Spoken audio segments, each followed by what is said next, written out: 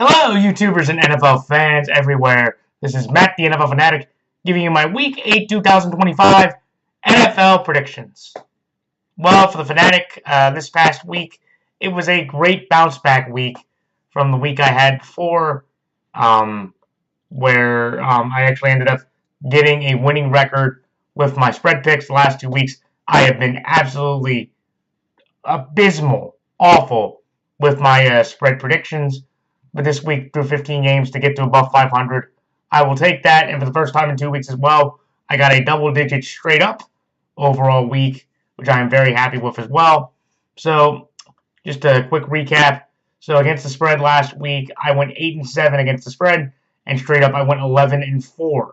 That equals 53.3% against the spread, and straight up, that equals 73.3% straight up. So that is a fantastic move in the right direction for me from the last couple of weeks, especially my against the spread record. I am happy to have a winning record in that way. But so many definitely up and down bizarre games with my spread predictions. Definitely a lot of the games I didn't expect. Washington, Dallas, the way that went, I didn't expect that to be a Dallas outright thrashing by the Commanders. Though I did see that Jaden Daniels does have a low-grade hamstring injury, and he will be out this Monday night against the Kansas City Chiefs. I don't think I was going to change my pick anyway. But that was a quick update there. But that was a big surprise. The Cardinals played a much more competitive game against the Packers team than I thought.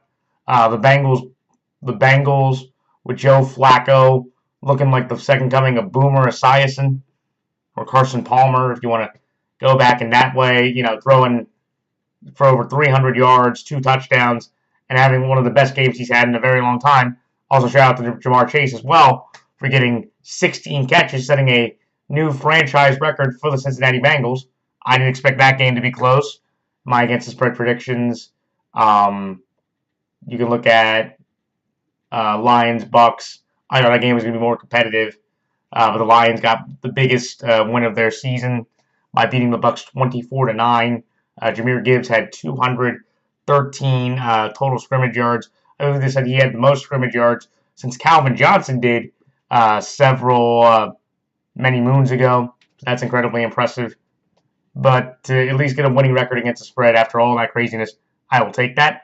And now overall, through 107 games through 7 weeks against the spread, now I am now 47-60-1 against the spread, and straight up now I am now 70-37-1. That equals out to now 44% against the spread and 65.3% straight up. So I'm definitely moving in the right direction. My goal is, usually every year I try to get to 500. I still have plenty of room to work with in that way with my against the spread predictions. Where straight up, I was on a phenomenal roll through the first couple weeks. The last couple weeks knocked that down a bit. But now, I am moving now around my yearly average, and hopefully with at least the second half of the season to go, hopefully I can continue to build that straight up average to a much higher number as the weeks go on. So this is the largest bye week stretch for the season this year, with 6 teams on byes this week. So the Arizona Cardinals, Detroit Lions, Jacksonville Jaguars, the Los Angeles Rams, the Las Vegas Raiders, and the Seattle Seahawks are on byes this week. So you have the Cardinals defense, Marvin Harrison Jr., Jared Goff, Jahmyr Gibbs, David Montgomery, Jameson Williams, Sam Laporta, Jake Bates, Trevor Lawrence, Travis Hunter, Matt Stafford, Puka Nacua, Rams defense, Ashton Genty, Geno Smith, Brock Bowers, JSN, Sam Darnold, the Seahawks defense, Jason Myers. If you have any of those players on any 6 of those teams, bench them because they will not be playing this weekend. All right, now time to get into my predictions. So for this Thursday, when the 3-3 Minnesota Vikings travel to Los Angeles, take on the 4-3 Los Angeles Chargers. The Los Angeles Chargers are 3.5-point favorites in this game. Give me Los Angeles here, minus 3.5, and Los Angeles straight up. The next game, when the 1-6 Miami Dolphins travel to Atlanta, take on the 3-3 Atlanta Falcons. The Atlanta Falcons are 7-point favorites in this game. Give me Atlanta here, minus 7, and Atlanta straight up. Then the next game, when the 0-7 New York Jets travel to Cincinnati to take on the 3-4 Cincinnati Bengals. The Cincinnati Bengals are 6.5-point favorites in this game. Give me Cincinnati here, -6.5, and Cincinnati straight up. Then the next game, when the 2-5 Cleveland Browns travel to New England, so they're going to be 5-2 New England Patriots. The New England Patriots are 7-point favorites in this game. Give me New England here to win straight up, but I'm going to take Cleveland +7. Then the next game, when the 2-5 New York Giants travel to Philadelphia, so they're going to be 5-2 Philadelphia Eagles.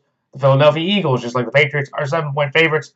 And once again, I am going to do the same thing as I did in the previous pick. I'm going to take the Philadelphia Eagles here to win straight up.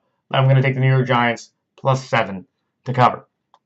Then the next game, when the 4-2 Buffalo Bills travel to Carolina, so they're going to be 4-3 Carolina Panthers. The Carolina Panthers are 7.5 point underdogs in this game.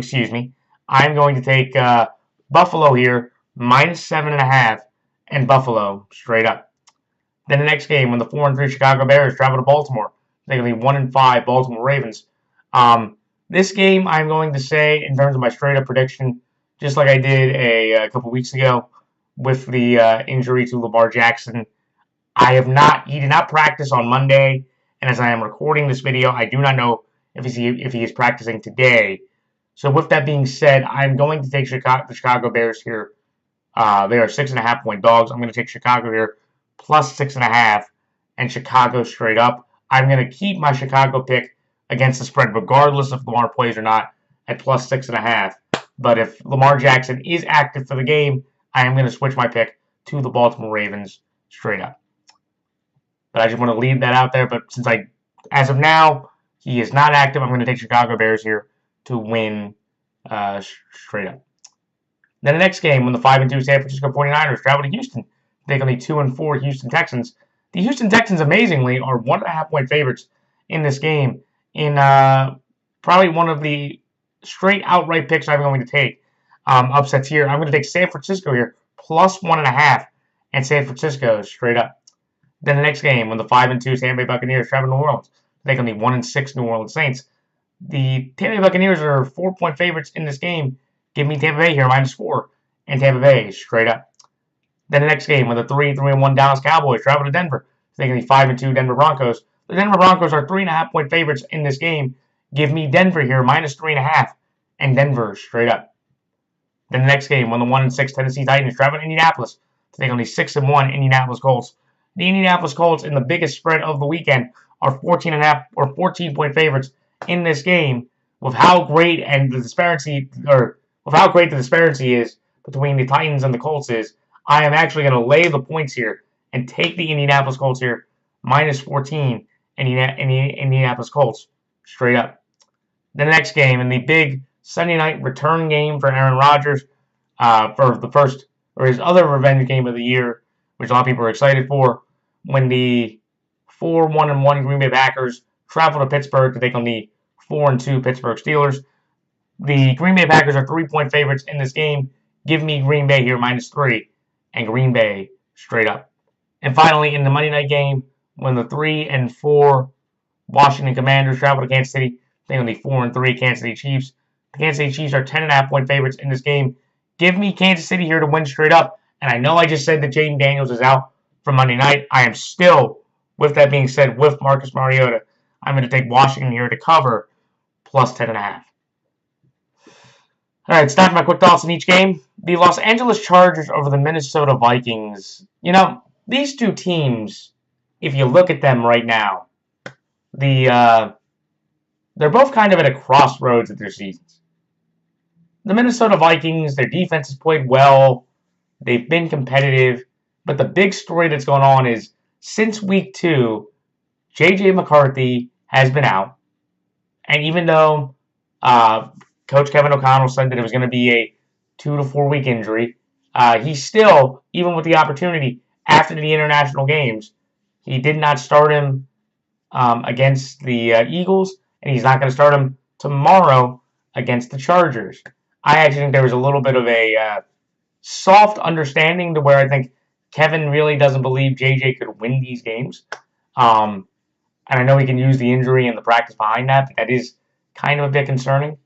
And with the Vikings, it's just where, their defense did their offense did well enough against the Eagles to an extent. Carson really cost them the game with 2 horrible interceptions, including the picks pick six to Moro Ajabo that basically turned the game.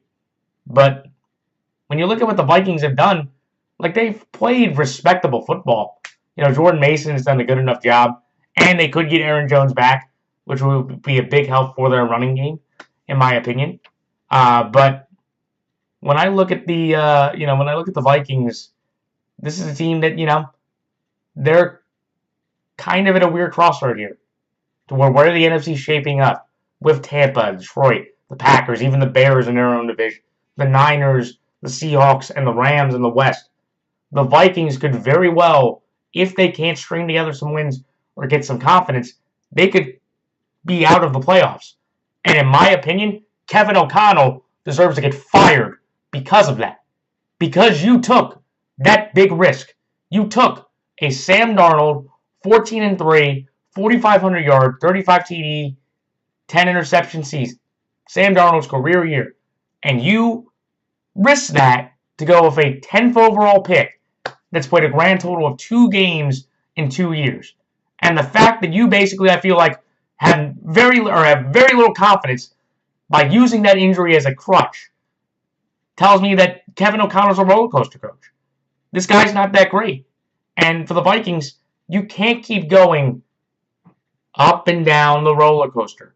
That's not a good coach. Because in every other year, you're never going to get rid of him, and then you're going to defend him, saying, well, the year before, hey, he did well. But then the year before that, it's like, well, he did terrible.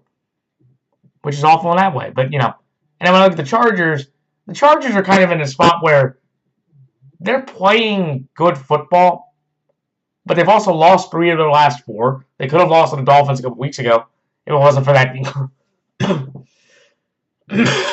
Excuse me. That incredible throw by Justin Herbert to Ladd McConkey to win him the game against the Dolphins.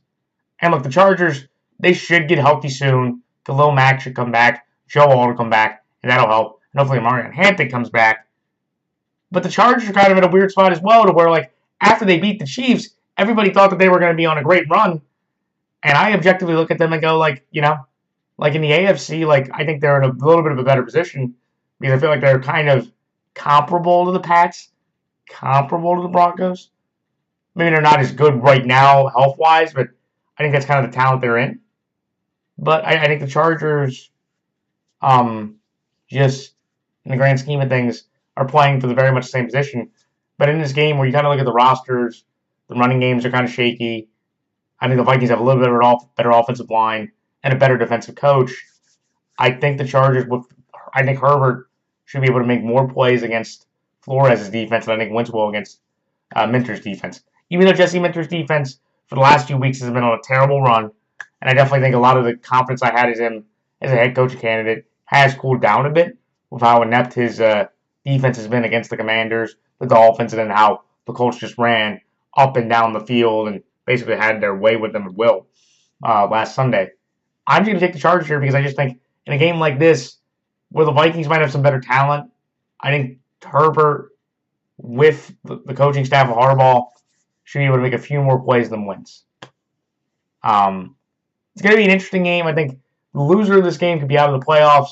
The winner of the game could basically maybe tend to have confidence in the wild card. I would tell you the Vikings need this win more because I think they have a much harder schedule coming up compared to the Chargers. So that's like the Los Angeles Chargers here minus 3.5 and the Los Angeles Chargers straight up. The next game, the Atlanta Falcons over the Miami Dolphins. This game to me comes down to the Miami Dolphins are one of the worst teams of football. I would argue they're probably the second worst team, the only team you could argue that they're better than the New York Jets, who they beat. But watching the Dolphins have no confidence, Quinton Junkins just ran the ball at will. He had 90 yards and 3 TDs. Tua had another 3 interception game, back-to-back 3-pick games. Nobody in that locker room has any confidence to it, And the Dolphins are just an absolute abject disaster and failure. And, I think the Dolphins, look, they've had a rough stretch. They've had a bunch of defensive key injuries early. They made a bunch of trades. Mika, hasn't made that much of an impact. They lost Tyreek Hill. This is just a downright sad and pathetic season for the Dolphins that they should blow everything up at the end of the year. and they're playing a Falcon team that they're 500, but the Falcons are, I would tell you, the team that they make the hard stuff look incredibly easy, but then they make the easy stuff look incredibly hard. And because, like, again, the Falcons are 500. They have wins, they were able to outscore the Commanders. I guess it was against Mariota in the backup. And they beat the Buffalo Bills. They have those two decent wins on their resume, but at the same time, they have also on their resume, they got blanked by the Panthers 30-0 on the road, and they just went to San Francisco playing the remnants of a football team with a backup quarterback, without their two top wide receivers. George Kittle played but did absolutely nothing, and they only could put up 10 points against a Niners defense without Fred Warner, Trey Greenlaw, Hufanga, and I know some of those guys went to Denver, and they only could put up 10 points. So this Falcons team, it's like, I think Falcons fans are happy to be 500, but I just don't know what you're going to get on a week-to-week basis. I don't know if you're going to get the competent offense with Bijan looking like the best running back in football, or a team that can't even score points against the remnants of a Niner defense getting basically stitched and taped together by Robert Saleh, who's done a fantastic job this year for the Niners as defensive coordinator. Because he's always been a great defensive coordinator. But, when you look at this game, the Falcons, I just think, at home, they've played more consistently at home in every one of their home games. They just have better offensive weapons. They're healthier. They have a better defense. I get Tua is going to get pressured a significant amount by the Jeff Ulbrich defense. And I just think the Dolphins are in no shape, from what I've seen, to put up any competent fight. This is the second time this year, by the way, I've been burned by the Miami Dolphins by thinking that they were significantly better than the other team. The Colts thing I could live with because that was week 1. And to be honest, like I told people, I know the Colts had a better roster. I just think Daniel Jones would outplay Tua. This one with the Browns, this was where, okay, you're playing a rookie quarterback who really didn't really outplay Tua. I guess pure yardage-wise. Dylan Gabriel outplayed Tua, but the score was -3 for Tua, 0 for Gabriel. That was the difference. But I'm going to take the Falcons here. More consistent team. Trust the vibes of it. And the Falcons are just doing much better at home consistent.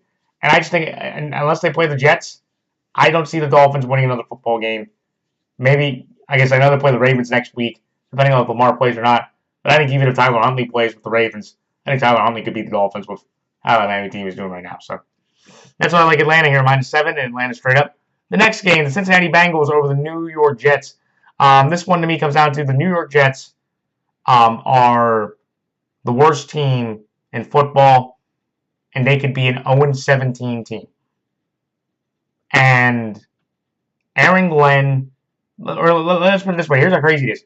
The New York Jets, through their first 7 games, have not gotten an actual physical interception through 7 weeks. I believe they have forced 2 fumbles the entire year. And the Jets defense, to their credit, have played better over the last couple of weeks. But they made the ultimate kiss of death by benching Justin Fields, which I thought was deserved. Okay? I watched the video clip with Woody Johnson. And I'm not the biggest Justin Fields guy. But even I can't defend what Woody Johnson said. He made Justin Fields sound like, he was a caveman of football. It's like, we can't even, if we could just complete a forward pass, we could win games. Justin Fields has completed plenty of forward passes. In fact, he has 4 TDs and no picks himself. Okay? I think Tyrod will be the better option. But the fact that Woody Johnson felt that comfortable defending Aaron Glenn as hard as he has, seeing how inept that team is, even in getting close games the last 2 weeks, losing 13-11 and 13-6 to the Panthers and Broncos, tells you all you need to know. And look, do I think the Jets, they just don't seem to have any confidence. Garrett Wilson could be out again. He could come back, but if Garrett Wilson's out, that means Tyrod really will have no legitimate receiver to throw to. They can't really stop any, significant nosebleed, and they're playing a Bengal offense with Joe Flacco, who just lit up the Steelers defense. And I'm not saying the Steelers' defense has been fantastic, but this Bengals offense with Joe going against that kind of Jet defense with the lack of confidence they have, I think the Bengals just kind of play a consistent, casual game where the Jets really won't provide any significant defensive pushback, and I think the Bengals kind of cruise to a win. The thing that I am interested to see, though, is can the Bengals capitalize off their running performance they had last week? The Bengals for the first, the Bengals ran for about 90 yards on about, 100 yards on about 10 carries. They finally were able to run the ball effectively. I think they said going into the game, the Bengals only averaged about 60 yards on the ground. Thankfully, they're playing in the Jets defense, which is a terrible football team. And I think the Bengals, if they just build off of that. But I just think when you look at what the Bengals did, with how Joe Flacco's been playing in that one performance, I think the Bengals are a fundamentally all-around better team that I see against the New York Jets. And that's even without Trey Anderson for the last couple of weeks, which is crazy in itself. So that's all. Cincinnati here minus 6.5, and Cincinnati straight up. The next game, the New England Patriots over the Cleveland Browns. This game to me comes down to Drake May was the first completed the single highest percentage of passes in a single game in Pats history. I believe they said he completed 91% of his passes. Tom Brady could never do that. He has played sensational football. To me, I can definitively say Drake May, I think, is showing that he is on a track to be the best quarterback the Pats have had since Bledsoe. Ramondre Stevens had over 80 yards. The Pats play consistent, sound, fundamental football every week, and it's a testament to Mike Vrabel. It's a testament to the Patriots defensive staff. I know Terrell Williams is dealing with his prostate cancer. Hopefully he's doing well. And Josh McDaniels is back home again, and he's got Drake May playing just like he had Mac playing before he went to the Raiders, and like he had Tom Brady playing for all those years as well. I think the Pats have just played sensational football. And I think the differences between the Browns and the Pats is that I think Drake in this system with the weapons he's had, Kayshon Boutte's had a really nice kind of breakout moment this year. Austin Hooper's made some plays. I just think Drake May can make plays with his legs and his arm in this Pats system that I don't think Tua could. Also, you're asking the Browns to go out to New England. The environments may not be that different, but the last time Dylan Gabriel was on the road, he threw for about 200 yards on 50 passes. That Pats defense should be able to get a good amount of pressure on Dylan. Like, he can have some athleticism. But I think with the Pats, they're just a fundamentally better coach team. Drake May's been a better playmaker. He can make plays with his legs and his arm that Gabriel can match. And I think that's why the Pats win this game. But I'm going to take the Cleveland Browns here +7 based off the fact of I think Cleveland's defense, if they can get Drake May to get into the situation they're in. Because that Browns defense is arguably a top 5 defense and probably a top 3 defense overall in a lot of different categories. The Browns can keep this game incredibly close. I just think at the end of the day, Drake May will make one more play compared to a mistake that gets them this win in this game. So that's why I like Cleveland here +7, but New England straight up. The next game, the Philadelphia Eagles over the New York Giants. This game to me comes down to the Philadelphia Eagles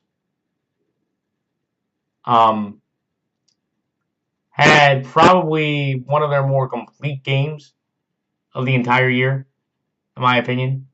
Looking at how they played against the Minnesota Vikings, Jalen Hurts threw for 300 yards, 2+ TDs, had a perfect passer rating.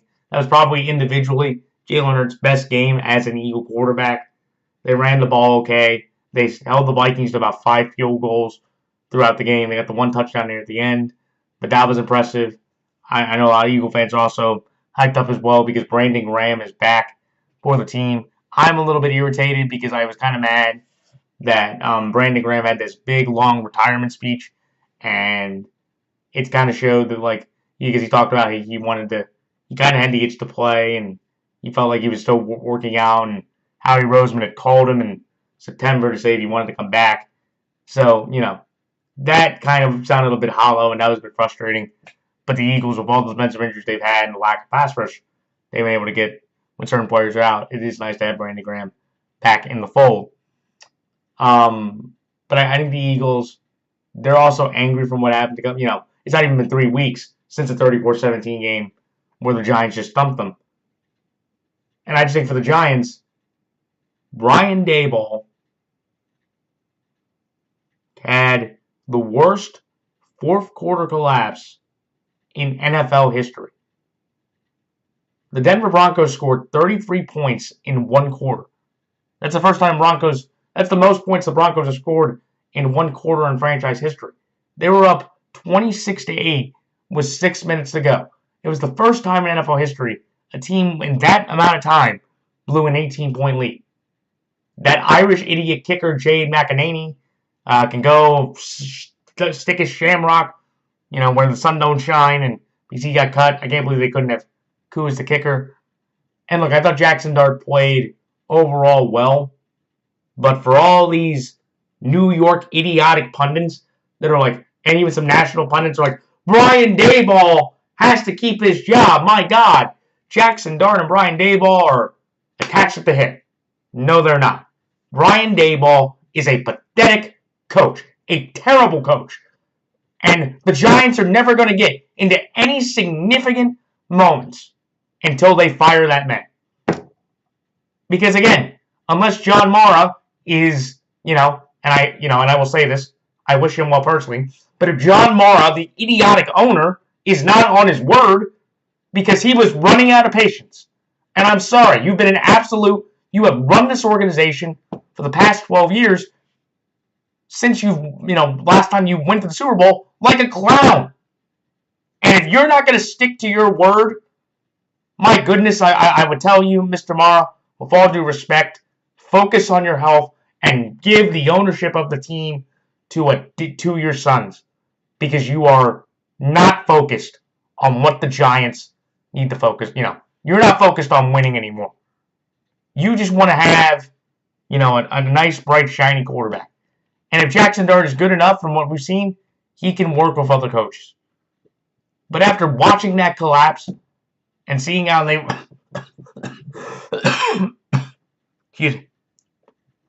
seeing how they reacted, I just really cannot see why Brian Daboll at the end of the year should be able to keep his job. Unless they keep winning, which I don't think they will with the schedule they have coming up. But,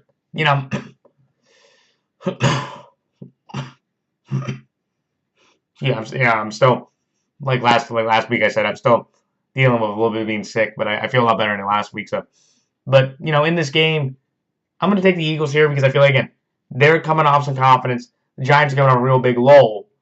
But at the same time, the Giants, at least since Jackson Dart, I will give Daboll and everybody this credit, he has provided that spark for, the Giants' offense. And I think with that kind of confidence and the anger they're kind of nipping at to try to get past the Broncos game, I think the Giants can definitely be competitive once again, especially with that pass rush the way it's going, especially with the way, in 17 days, it can't be, I think, that much of a difference. I just hope that, I think the Eagles just have more of the momentum this time. So, but that's why I like Philadelphia here to win straight up, the New York Giants +7. The next game, the Buffalo Bills over the Carolina Panthers. This game to me comes down to, look, I will give the Carolina Panthers credit. They have been able to win 3 of their last 4 games, and the Panthers for the first time in a very long time are at least above 500. And I think Dave will at least get to the end of the year as the coach. After that Pats game, I actually didn't think Canales would have made the end of the year for how bad he'd been coaching through the first, couple years. But the reason why I'm going to Buffalo is that, Buffalo, if they are as good as I think they are, and honestly, I think Buffalo, they're coming off rest. They should be able to get some other, assets back defensively. I think Josh should feel rested. James Cook should be able to run the ball effectively against this Panthers team. I don't think they really have an answer for Josh. And they're playing Andy Dalton, because Bryce Young did leave the game with an ankle injury. He's probably out the first couple weeks. And Andy might be a little bit of a better pure passer than Bryce, but Andy's still Andy Dalton. And I just think, it limits you mobility-wise. And I just think the Bills, with they're getting their defense back and the way they're rested with the weapons they have, they should be able to go into Carolina and get a pretty good, convincing win. But this is a big game for Buffalo because Buffalo, to me, I thought was in the room with the Chiefs and the Colts as the three legitimate teams that could come out of the AFC and represent the AFC in the Super Bowl. If they somehow lose this game to Andy Dalton as a backup, I was thinking, I don't think Chuba or Rico, even though Rico Dowd's had a phenomenal run over the last few weeks where he's kind of taken definitely his opportunities from Chuba in terms of running the ball. But if Buffalo is still in that contender stage, they cover the spread and handle the Panthers with ease if I believe the Bills are as good as they are. If it is a competitive game, I would definitely tell you that I think the Bills drop out of that legitimacy top ranking and they go from the first tier, in my opinion, to the second, to where they're probably the third best team in the conference, but they're not as big a Super Bowl threat as I thought they were at the beginning if they can't decisively beat the Panthers. So that's like Buffalo minus 7.5 and Buffalo straight up. The next game, Chicago Bears over the Baltimore Ravens. This game comes down to Lamar Jackson's health. And look, Chicago Bears, they've won 4 straight. That defense over the last few weeks has started to play better. They ran for over 220 yards against the Saints, but they also got 3 big interceptions against Spencer Rattler. Kevin Byard's having a nice bounce back year for himself. He's already had 4 picks this year. But I think with the Bears, it's been awkward. Caleb did not play that great of a game. He only threw for about 170 yards. He didn't need to have that great of a game if the defense has been playing as well as it has. But I'm going to take the Bears here because I just don't think Tyler Huntley, with the lack of offensive weapons we have, the momentum of the defense, even when the defense is healthy, hopefully we get Roquan and Marlon back, which would be huge for our defense coming off the bye. But I think even if we start Snoop Huntley, who is a quality backup, he's not Caleb. The Bears seem to understand who they are offensively with DeAndre, with Ryan Mogulin.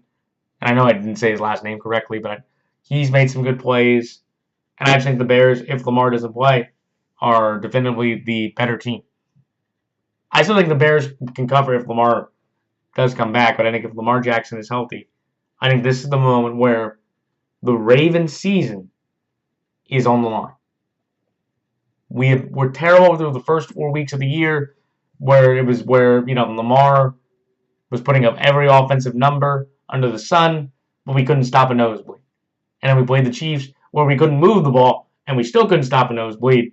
But then the injury happened and you just chalked up 2 losses to the Texans and the Rams. The Texans won after what the Texans have shown you since then is still mind-boggling to me.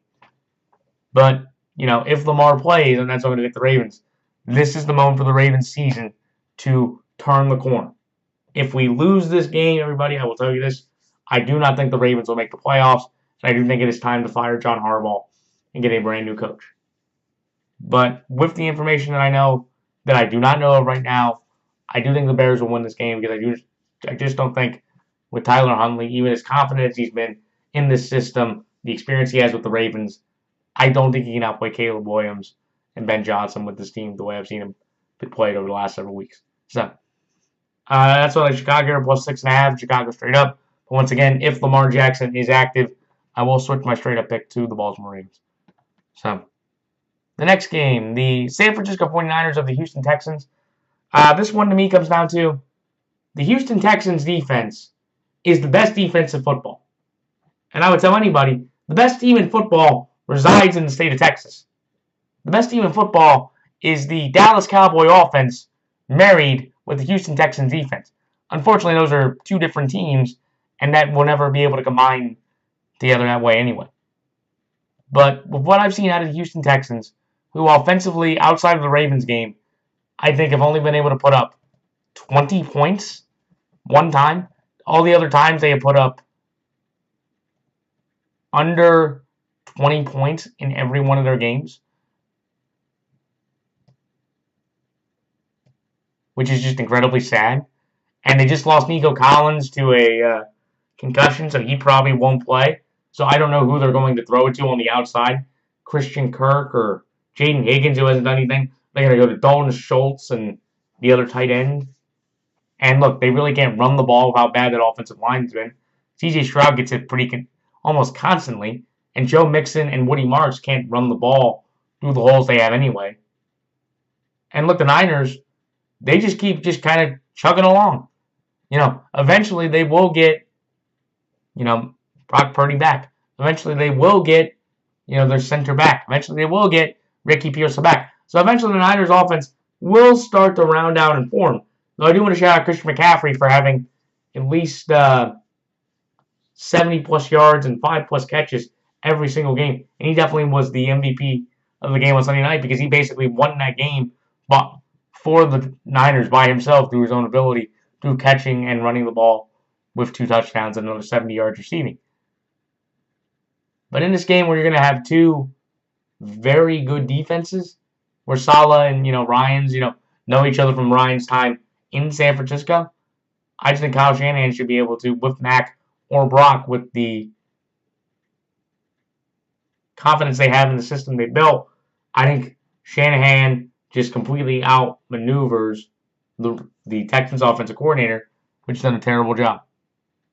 Could the Texans win? Sure. If they could force 4 turnovers and make Mac look human, I think the Texans will have a big shot. But with that being said, with the Niners' offensive prowess being on display against the Texans, I'll take the Niners to win based off the coaching of the Niners, the defenses being equal, and me just having no confidence in the Texans to be able to run the ball or protect CJ against that Niners pass rush, even with the injuries that has played very consistent and solid throughout the year. So that's all I can say. San Francisco are plus 1.5, and San Francisco straight up. The next game, Tampa Bay over New Orleans. I'm taking Tampa Bay here based on the fact that New Orleans, for the most part, have been incredibly spunky, and they're better than what their 1-6 record shows. And I know for the Bucs, it's a very sad day for Tampa fans. Mike Evans suffered a concussion and broke his collarbone, so his 1,000-yard streak is probably over at this point. But I just think with the Bucs, I think get Chris Godwin back, with how Baker's played, with Shepard, with Tez, with all these other receivers, with Cade, I just think the Bucs with their offense and how they've been playing, I just think they're a better team than what the Saints have been. And Chris Olave had a great game, and Spencer Rattler has played respectable football. But if you're telling me which side, even with the limited weapons due to injury or talent, I think Baker has a much easier matchup going against the Saints defense than I think Spencer Rattler does going up against a angry Bucs defense that knows that they just got punked by the Lions, and they'd love to take it out on a division rival that, can maybe make them run for a bit, but it won't be necessary, I think, in this moment against the Saints. So that's like Tampa Bay, you're -4, Tampa Bay straight up. The next game, the Denver Broncos over the Dallas Cowboys. This, to me, comes down to the Denver Broncos. I know the Denver Broncos can play defense. The Cowboys have not been able to play any defense at all. Again, they have the best, most spectacular offense in the entire league. Pickens, Ferguson, Javonte, the offensive line's played well. And Dak's having probably his, and probably one of his best statistical years. And you could argue he's even having a better year than he did in 2023 when he was second in the league in MVP voting. But when you look at these two teams, I think it just comes down to me where, I know Denver, with how limited that Dallas offensive line has been, I think they can shut down what limited running game the Cowboys will attempt to have. And I just think for the Broncos, they know the formula, and they know, at least, thanks to the Giants, that if they have to get into a shootout, I think Bo Nix will be able to make 2 or 3 bigger throws and passes compared to Dak Prescott, who's got to deal with Surtain, Riley Moss. Dre Greenlaw will not be in this game due to a 1-game suspension, but Nick Benito, Zach Allen, this Denver defense has played very well and consistently. And they pretty much had a, phenomenal ending stretch to be able to get them in position to win But I think with Dallas, with the history of Dallas and Denver, it's been a while since the Cowboys have been able to go in Denver and win. I think that just continues with how good the Denver defense has been. And I just know in a shootout with Bo and Dak with the weapons they have, I'll take Bo Nix to outshoot Dak in this type of game with the Cowboys, knowing that they definitely don't have any defense at all. So that's like Denver minus 3.5 and Denver straight up. The next game, the Indianapolis Colts over the Tennessee Titans. This is fairly easy. Colts are the best team in the league. The Titans are one of the worst. The Colts rolled them, a few weeks ago. The Colts have been dominant at home. They've scored over 30 points a game, and they have 5 fewer turnovers. Daniel Jones is playing the best football of his career, and definitively, in my opinion, squarely in the MVP conversation, which I never thought Daniel Jones would be ever be close to getting to. And I just think with the Colts and the Titans, it's where, look, the Colts won by about 16 a couple weeks ago on the road. The Titans haven't got that much better. They look just lost. And even though, Cam's had moments, I just think with the Colts, he's had a consistent fumbling problem. I think with the Colts pass rush, the way they've been playing, they should be able to get the Cam. And I think the Colts are just decisively the better team. And I think if they can just run the ball, pass it well, Taylor can continue to lead the league in rushing. I think the Colts just cruise to another good win before they have another interesting road game against the Steelers coming up next week. So that's like Indianapolis here minus 14 and Indianapolis straight up. Then the next game, the final 2 games, the Green Bay Packers over the Pittsburgh Steelers. This is a game to me where, in a game where you can look at both teams, both offenses have been pretty solid. Both defenses have shown you at times to have high moments and bad ones. And just different moments.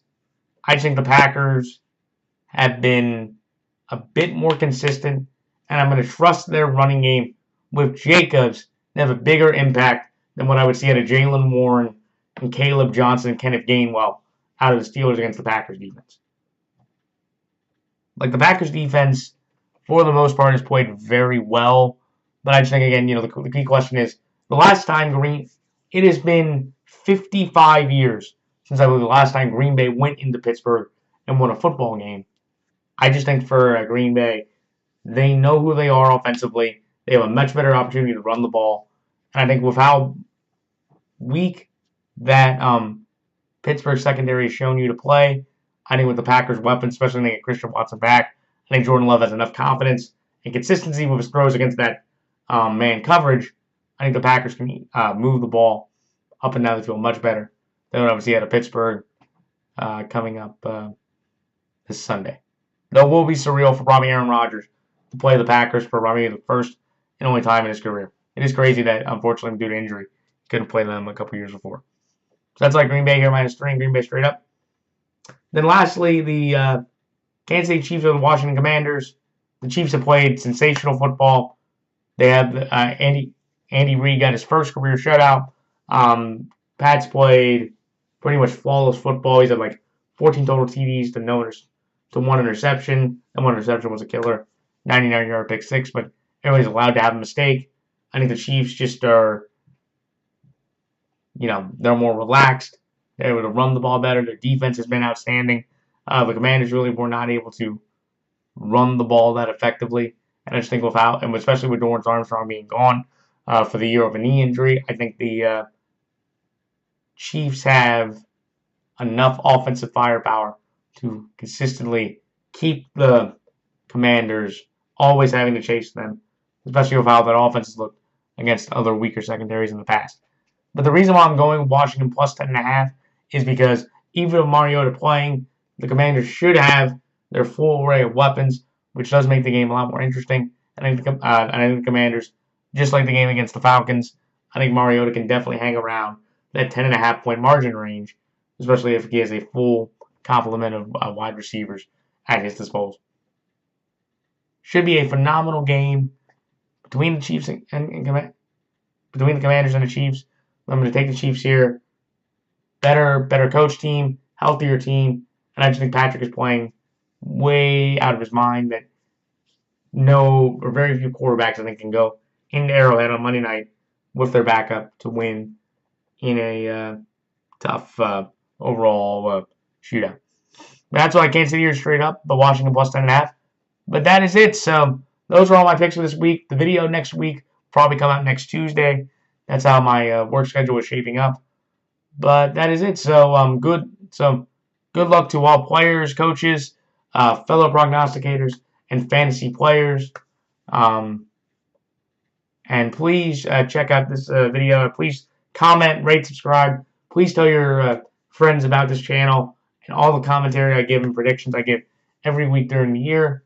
And that is it. So until next week for my Week 9 predictions, this is Matthew Fanatic signing off. Until then, everyone, so long.